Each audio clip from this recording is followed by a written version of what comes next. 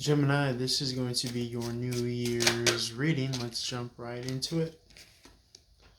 Okay, world card, completion of a lesson or a cycle. World card is the graduation card, essentially. Gemini, what do you need to hear? Okay, now you're at a crossroads. Now you're trying to make a decision. Let's see.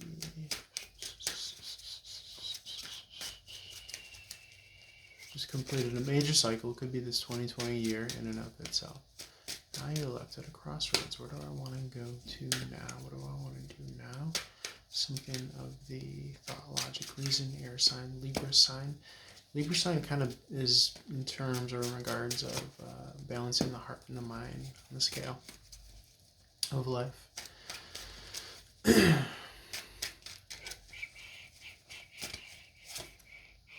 Yeah, okay, similar to the High Priestess, harmonizing strength and wisdom. High Priestess herself represents the harmony between strength and wisdom, leveraging positive and negative polarities. What else?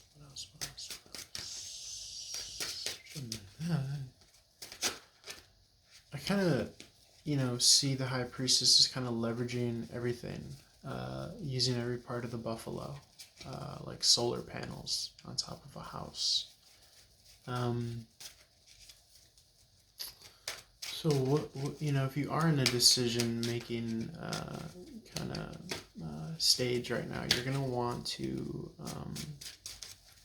pick that which kind of leverages the most bang for your buck, Gemini. Okay.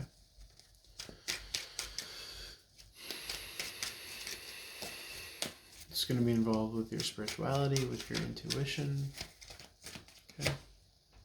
Yeah, temperance. It's, angels, divinity, the other side. Conflict for the sake of, synchronicity and outcome, divine timing and outcome, God's plan. Gemini. Yeah, moving, travel.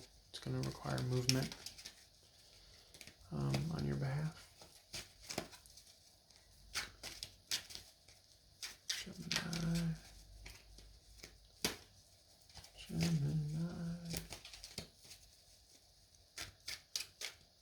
You could be making that decision. Okay, Cancerian, Leo energy, warmth energy, high rank and title position. Could be a big influence, a good influencer on many people, organization. Putting down the burden, working smarter instead of harder. 9 of Wands in the upright, and energy of someone wanting something. Okay, it could be you, it could be in the vicinity, or just an overall objective energy, not attached to a person. Okay, but someone hasn't unlocked their abundance yet. There's a key. There's some sort of confidence that's not yet being kind of employed to unlock all your treasures within, Gemini. Confidence is key.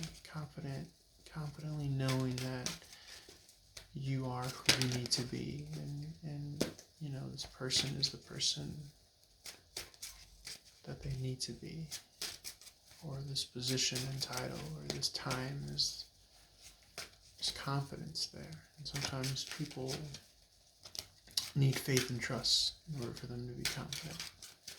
Or sometimes they just need confidence in order to be confident. So keep that in mind, Gemini, when you make your next step.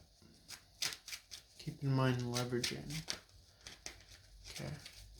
It's almost utilitarian in regards to what's the greatest good for the highest good. Okay, victory and clarity and truth. It will prevail either way. I don't get a sense that this is something that,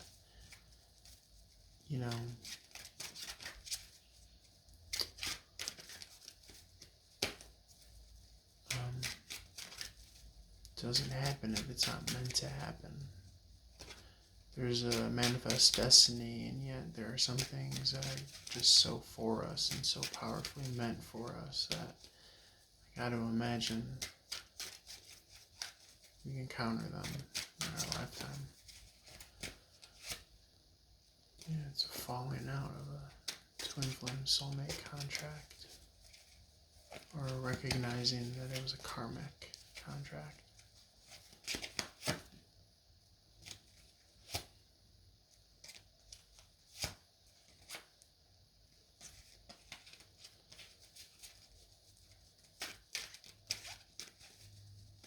Recognizing that someone wasn't the real deal. That which is not real and true falling to the wayside. Okay? It's not your place or position to worry. It's your place and position to act. Right?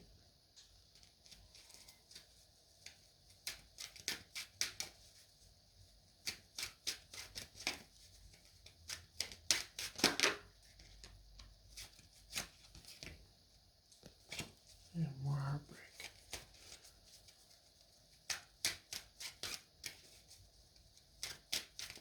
Three of Swords is technically Libra energy. Okay, so it's really when your thought processors now made real with your emotions. Okay, so you got to keep in mind what's generating your thoughts. Is it fear or is it love? Okay, because it's gonna start to shade your reality. And you got to keep in mind that fear subtracts, and that's how we spiral out and get into these kind of thought spirals.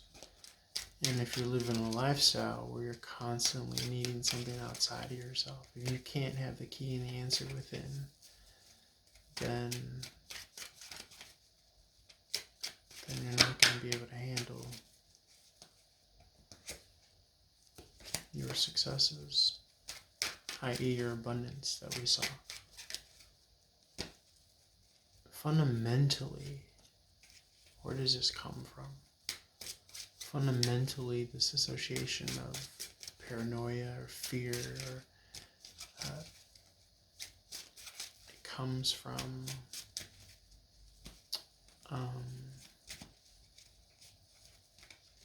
I want to say the masculine energy, innately. In so much that the masculine energy deals with external association, whereas the feminine energy is more so internal, safe, comfort, security, faith, trust, all that stuff. Whereas the masculine energy, everything has masculine, feminine energy, charge. It's that high priestess. If you've kind of were brought up with a male figure that had a lot of paranoia or fear or low self-worth, then you're kind of resort to thinking in this fear-based way where you feel like life is out to get you, and you're gonna constantly self-sabotage because you're gonna find it hard to believe that something good is happening for you, because you're in this mode, you're in this poverty consciousness, right? You're in this mode that says, I'm not worthy of good things. So keep that in mind here, because that seems to be what's keeping you off balance. Okay? And all sorts of mixed up with that Four of Cups in reverse. It's funny because sometimes I'm not able to kind of get the understanding or the meaning of a card until I'm having experience and learn the lesson of it myself. So sometimes people, we don't know what the other person's going through, right? But usually, if it's something negative, chances are that it's imprinted. When I say something negative, if it's a mindset that's negative or habitual, or chances are that it's imprinted on us, and this is what we revert to even when we've removed ourselves from that toxicity. This is rebirth energy.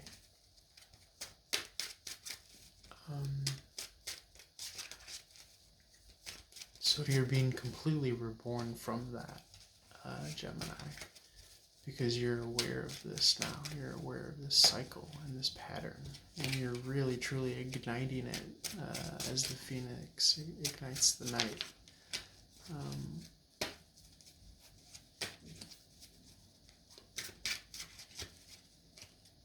As it's reborn through the ashes. Okay, this is going on the straight and narrow. So this is fixing what Eric Thomas would call your stinking thinking. Okay?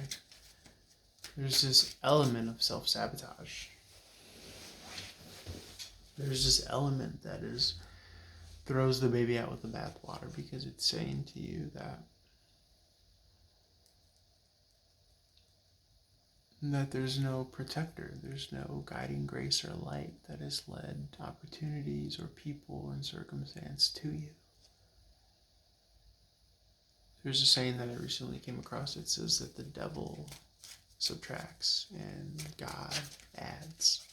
So quite literally, fundamentally, when you're in this kind of when you're in this thought spiral, and this lack is what keeps you from unlocking your treasures, right? That's what this Wheel of Fortune is in the reverse. So when you're going down these kind of spiraling rabbit holes, it tends to be because you have fallen into a frequency of perceiving and or subtraction. Okay, perceiving subtraction. And so, therefore thinking in a subtractive state of consciousness. So one could even say that there is no objective good or evil, right? It's all our perception. So if you're in this state of subtractive consciousness, then the external object is neither here nor there. But I refer to that, kind of paranoia versus pronoia, which is where you're thinking that everything's for you, right? Because you're probably perceiving it. That's a state of the school of thought that we're being taught now in this new era of like Instagram philosophy and, soul science consciousness, right?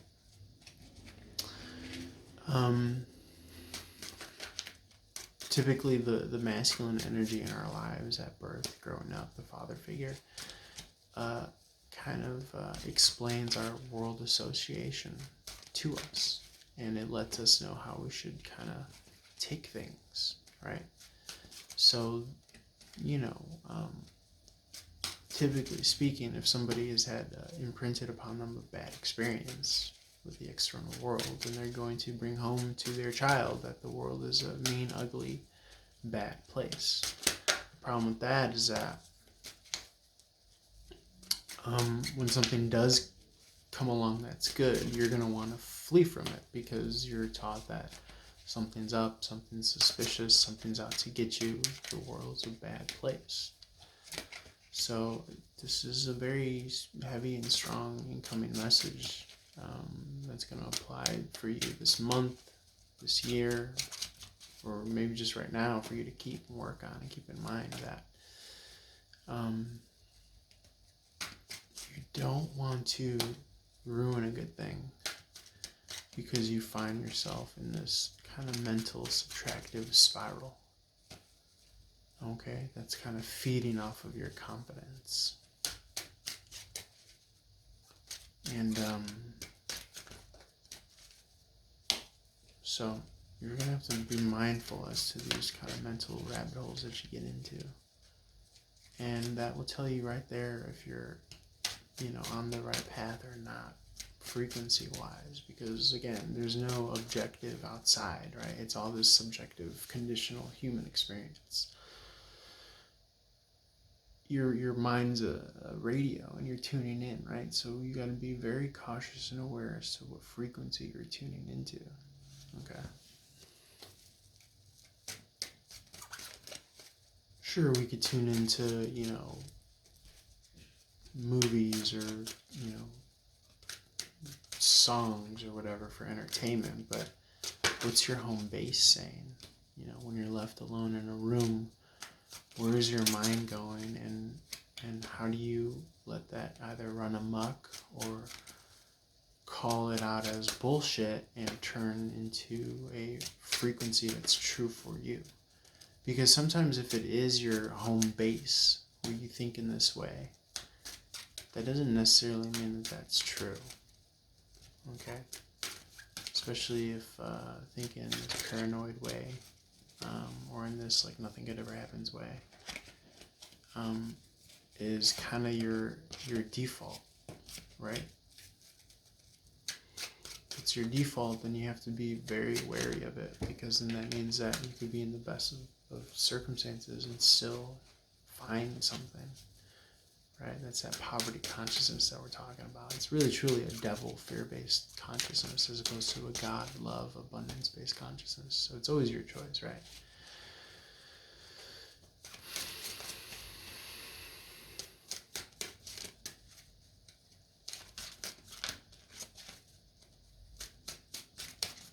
You have to know and trust that the more that, because we said it before, the answer is always, raising your frequency and tuning your station, your dial into those good vibes, right? Something that's kind of spiraling you upwards as opposed to downwards. So if you find yourself in that mentality and your outlook is bleak, then you really have to kind of retune that and catch yourself. There's no objective external truth without our perception of it. So we must be very mindful that the more days that we stack up here and there,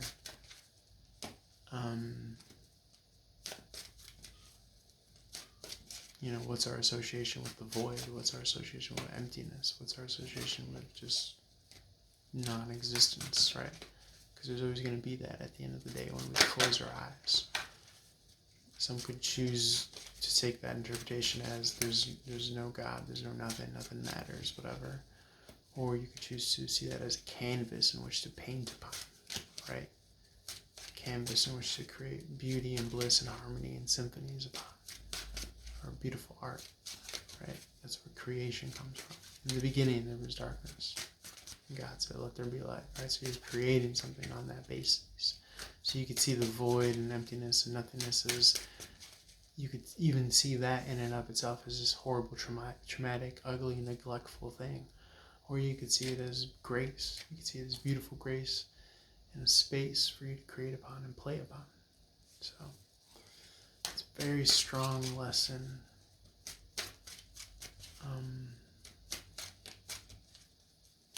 In perception. Fundamentally, how do you perceive emptiness and void and nothingness? Is it for you or against you? That's your choice. It's always your choice. And this tarot reader is going to, choose for himself that it's for me, it's not against me. So I'm going to play with it and create with it, co-create my world and my life. And I hope you choose to do that too, Gemini. Okay, this was very heavy, but I feel like it really resonated.